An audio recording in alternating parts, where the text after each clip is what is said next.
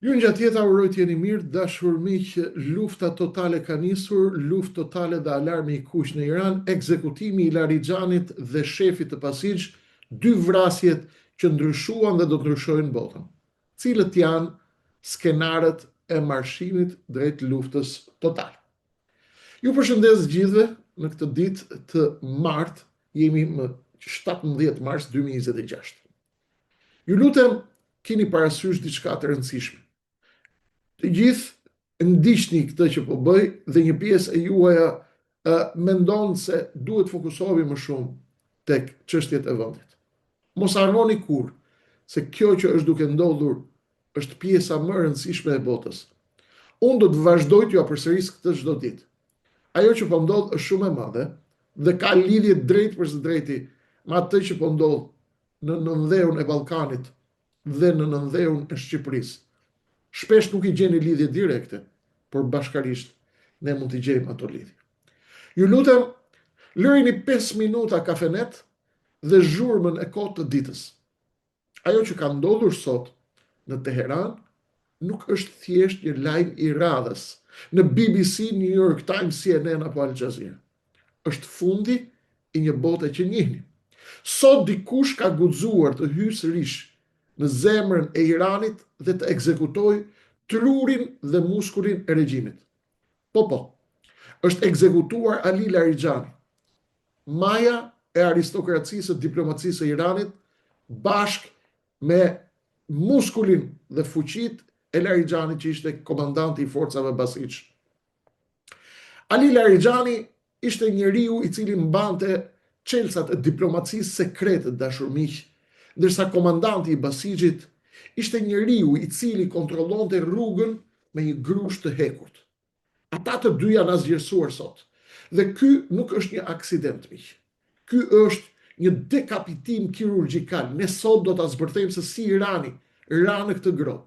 Si dështoi durimi strategjik i Iranit dhe pse ky marshim drejt luftës totale nuk mund të ndalet më tani. Unë jam Krishnik Osmani dhe tani do t'ju shpjegoj atë që një pjesë e madhe të tjerëve kanë frikë t'ua thonë ose u afshehin. E fillojmë tani. Ju flasim nga Akademia Gjeopolitike e Lëvizjes Adheu. Ta analizojmë fillimisht këtë dështim të madh të sigurisë brenda Iranit. Si në nivelin dhe në rafshin strategjik, Irani ja doli dhe lexoi gabim atë që ishte duke ndodhur. Sot ne duhet të jemi realist. Irani po paguan faturën e një vargu llogaritjesh të gabuar. Së pari, ky i famshëm durimi strategjik u kthye në një kurth strategjik dhe Teherani besoi se mund të provokonte pafund, pa paguar një kosto direkte në shtëpinë e tij. Ky ishte gabimi i madh fatal i Iranit. Ata mbivlerësuan shumë boshtin e rezistencës dhe harruan se teknologjia e vitit 2026 nuk njeh më distanca. Armiku apo kundërshtari të godet në zemër të Teheranit. Dhe ja ku jemi. Vrimat në sigurinë e tyre tashmë janë bërë oqeane. Izolimi diplomatik është total dhe tërësor. Edhe miqt në lindje, Moska dhe Pekini po shohin interesin e tyre, ndërkohë që Irani po digjet dhe po shkrumbohet. Ekonomia atje është në gjuj dhe programi bërthamor është në shënjestër totale. Dhe parandalimi me raketa doli të ishte një fluck sapuni përballë goditjeve kirurgjikale në zemër të territorit të Iranit, në zemër të Teheranit. Dhe pyetja strategjike që na del këtu përballë është: Krishnik, përse tani dhe pse pikërisht Ali Laridxhani? Përgjigja është e thjeshtë. Sepse Laridxhani ishte vija e fundit e jetës për Teheranin. Duke eliminuar Laridxhanin, kundërshtari nuk ka vrarë thjesht një politikan. Ai ka vrarë mundësinë e një marrëveshje me Iranin, ato mundësi për cilën kisha frikë dhe ju thash mbrëm. Laridxhani ishte njeriu i kanaleve të fshehta, i vetmi person që mund të ulej në tavolinë me Perëndimin pa u dukur sikur po dorëzohej. Ekzekutimi i Laridxhanit është një mesazh i qartë nga Izraeli. Nuk ka më vend për fjalë as për negociata sekrete pas kurrizit të Izraelit. Vrasim në nivelin më të lartë dhe vetmja gjuhë që ka mbetur është gjuha e forcës. Ky është mesazhi që i jepet udhëheqjes supreme në Iran. Jeni vetëm dhe jeni tërësisht të zbuluar. Ky ishte mesazhi i Izraelit me eliminimin e Lerxhanit. Tashmë shohim kolapsin e fortesës dhe penetrimin e brendshëm brenda në Iran. A dini se çfarë është më e rëndë të dashur miq se vdekja dhe eliminimi i këtyre figurave? Është mënyra se si ndodhen këto vrasje dhe këto vdekje.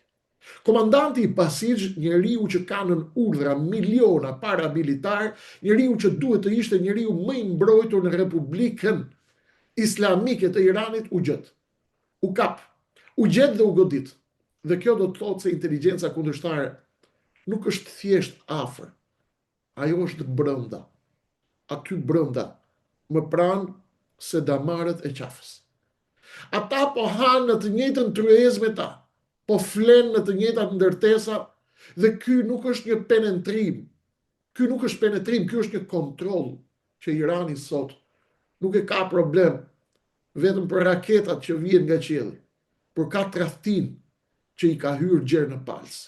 Kur shtylla e kurrizore e sigurisë brendshme Basij goditet në kokën e saj, i gjithë trupi i regjimit fillon të dridhet nga paranoja. Ata janë aty brenda dhe Irani spyet për raketat më shumë se sa nga kjo tradhti e madhe. Pyetja e rëndësishme që lind është, do të thotë kjo se regjimi në Iran është shumë pranë rënies nga brenda, po përjetojmë fillimin e dekompozimit miq.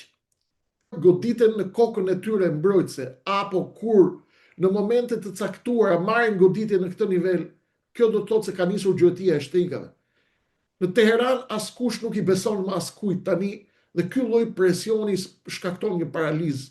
Ushtari i thjesht i Basijit sot pyet nëse nuk mbrojtën dot komandantin tim. Si do të më mbrojnë mua? Kjo vrasje, miq të dashur, ka thyer mitin e pathyeshmërisë. Kur thyhet miti, thyhet edhe bindja. Dhe kur thyhet bindja, populli e ndjen erën e gjakut. Regjimi nuk është më një kala prej guri, por një shtëpi prej letre në mes të suhisë, e cila edhe pse rezistoi 2 javë, tashmë po goditet në zemër të regjimit, në zemër të Teheranit, në 2 kokat më të mëdha. Jemi tashmë në një rrugë pa krye. Dhe tani, le të flasim për atë që na pret. Çfarë do të thotë dhe çfarë do të bëjë Irani tani? Kanë mbetur pa opsione.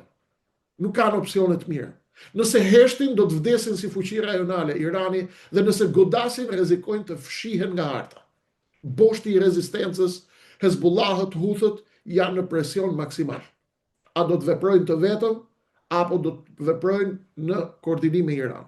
Skenari i parë, një sulm masiv me breshëri raketash drejt Tel Avivit për hakmarrjen për Lerxhanin. Por a përballojnë dot kundër përgjigjen? Skenari i dytë, luftë kibernetike dhe bllokim të ngushticës së Hormuzit, atë që analizuam brëm, dhe kjo do të ishte një vetvrasje ekonomike. Por shpesh sisteme politike në këtë rrezik bëjnë një çmenduri dhe e bëjnë çmenduri. Ndërsa skenari i tretë është shpallja e bombës bërthamore. Dhe ky do të ishte shpërthimi i butonit kuq. Por an kanë kohë ta shtypin përpara se avionët F-35 të jenë mbi bunkeret e tyre? Këtë do ta shohim sa po të kuptojmë nëse do ta shohin ata si skenar këtë apo jo. Përgjigja është e thjeshtë miq. Dhe pyetja që vjen këtu është, kreshnik a jemi vërtet brenda luftës së tretë botërore, pas këtij përshkallëzimi që po ndodh në Iran? Përgjigja është e thjeshtë, jemi në prag të një lufte që do ta rishkruajë hartën e botës. Quajeni si të doni, lufta e tretë apo e pestë. Nuk është më një konflikt lokal, kur Irani godit në këtë formë detyrohet kërkojë ndihmë nga Rusia dhe nga Kina, dhe nëse Moska vendos të përdorë Iranin si një front të dytë për të shpërndar forcat e perëndimit, atëherë flaka do të përhapet kudo në Iran dhe në lindjen e mesme. Ky marshim drejt luftës totale nuk është më një teori, miq të dashur, por është një realitet gjeopolitik. Ne jemi vetëm një shkëndij larg një shpërthimi i cili do të shpërthej dhe do të përfshi mes dheu, gjirin persik dhe madje mund të përfshi edhe kufit tanë këtu në Ballkan, përmes atyre që quhen efekti zinxhir. Tashmë të kuptojmë cili është alarmi ekonomik dhe harta e re e botës. Ne duhet të përqendrohemi tek xhepat tuaj, tek xhepi i qytetarit dhe tek gjeopolitika. Sepse gjeopolitika është xhepi politika. Dhe ja ku vim tek ai moment që na prek të gjithë. Tek nafta. Shikojeni se çfarë po ndodh. Sa po lajmi mori dhën, bursa ka përceu. Nëse ngushtica e Hormuzit bllokohet vetëm për 24 orë, nafta do të shkojë në $120. Kjo do të thotë se buka jote në shtëpinë tënde, transporti yt dhe energjia jote do të kushtojnë 2 fish. Për gjithë ata që më thonë, le të shohim hallet tona këtu në Shqipëri. Ndërkohë harta e influencës po ndryshon në botë. Turqia dhe Arabia Saudite po shohin mundësinë për të marrë rolin e liderit të rajonit, ndërsa hëna shiite e Iranit ka nisur të zbehet. Kjo është një lojë me shumë zero mbrapa. Dikush duhet të zhduket që një tjetër të dominojë. Dhe në vitin 2026, lojtari që ka mbetur me letra më të këqija që i ka të mundshme në dorë, sot është Teherani. Pas vrasjes së Laridxhanit, majës aristokracisë diplomatike, Irani ka ndryshuar. Tash më bëjmë një pyetje tjetër. Çfarë duhet të presim në 48 orët e ardhshme për rajonin dhe për botën? Dhe përgjigja është e lehtë. Prisni heshtjen përpara stuhisë ose një hakmarrje të ftohtë të Iranit. Irani mund të mos reagojë me raketa sonte, por të jeni të sigurt se do të lëviz në terrenin e errët sulme kibernetike ndaj bankave, rrjeteve elektrike ose sabotazhe në det. Madje do të aktivizojë dhe milicit shiite në rajon. Por keni kujdes nga një detaj i rëndësishëm. Vrasja e Laridxhanit ishte një mesazh për shurdhimin e diplomacisë. Kjo do të thotë se kushdo që e ka bërë këtë është gati për fazën tjetër, goditjen e objektivave bërthamor të Iranit. Dhe 48 orët e ardhshme do të përcaktojnë nëse do të kemi një luftë të kontrolluar apo një ferr të hapur atje në lindjen e mesme, por edhe në pjesën tjetër të botës. Ne jemi drejt një zhvillimi jashtëzakonisht të madh, të cilin duhet ta kuptojmë mirë. Miq të dashur, kjo që sapo analizuam deri tani, nuk është film apo skenari një film i Hollywoodit. Është realitet i dhunshëm i një rajoni i cili nuk gjen dot paqë. Vrasja e Laridxhanit dhe komandantit të forcave Basij sot është vërtetimi më i madh se epoka e luftimeve me dorashka tashmë ka mbaruar. Sot bota ka hyrë në një fazë ku autoriteti i shteteve matet me aftësinë për të eliminuar udhëheqjen e palës tjetër. Në mesin e ditës, në zemër të shtëpisë, aty ku janë tradhtarët më të mëdhenj brenda regjimit, brenda sistemit. Irani është në udhkryq. Ose do të pranojë poshtërimin dhe do të fillojë të kalvet nga brenda, ose do të hidhet i gjithi në një sulm dhe në një aventurë ushtarake që mund të jetë akti i tij i fundit. Në çdo rast, ne do të jemi këtu për ta bërë autopsinë e çdo lëvizje gjeopolitike globale, me të vërtetat që dhembin për të gjithë, por që duhen thënë. Ju falemnderit që më ndoqët. Unë jam Kreshnik Osmani dhe kjo ishte analiza jonë për sot. Në darkë do të kemi një tjetër analizë kirurgjikale kur të jemi live në orën 21. Qëndroni të vëmendshëm, sepse historia po shkruhet me gjak përballë syve tanë. Dhe të gjithë ata që më thonë sërish, Kreshnik përqendrohu pak tek vendi më shumë se jashtë. Ja pra po ju a tregoj se çfarë po ndodh.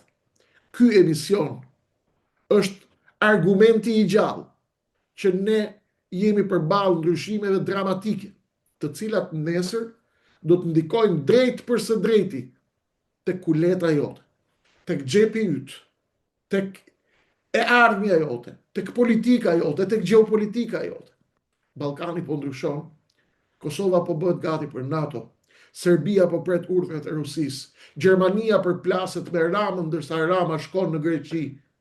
Lojë e përgjakshme për gazin e mesdheut, për energjinë e mesdheut, lojë e përgjakshme për të ridimensionuar lindjen e mesme, ku ka përfunduar tashmë Sykes-Picot. Dhe do të bëhet një Sykes-Picot i ri për lindjen e mesme. Ai Sykes-Picot të cilin e kam njoftuar ka 8 muaj dhe të tjera zhvillime të cilat i kam njoftuar her pas here dhe vazhdimisht. Ne duhet jemi gati për gjitha. Ritakohemi sonte të dashur miq. Atje live në orën 20:50 këtu në Akademinë Gjeopolitike të Lëvizjes Andeu. Të kuptojmë sërish dinamikat e orëve të ardhshme, bashkë me dinamikat e Shqipërisë, me dinamikat e Ballkanit në një mënyrë më të zgjeruar të mundshme. Rishihemi atje. Ju përshëndes të gjithëve, ju falenderoj për kohën tuaj të çmuar. Ju lutem, merreni kanalin, shpërndajeni pjesës tjetër, shpërndajeni këto video pjesës tjetër të shqiptarëve kudo që ata janë, mos harroni të bëni like, share, subscribe dhe më shkruani përgjigjet tuaja të komentet për pyetjet që unë i kam bërë gjatë bisedës dhe gjatë emisionit. Miru takofshim live në mbrëmje në 20:50.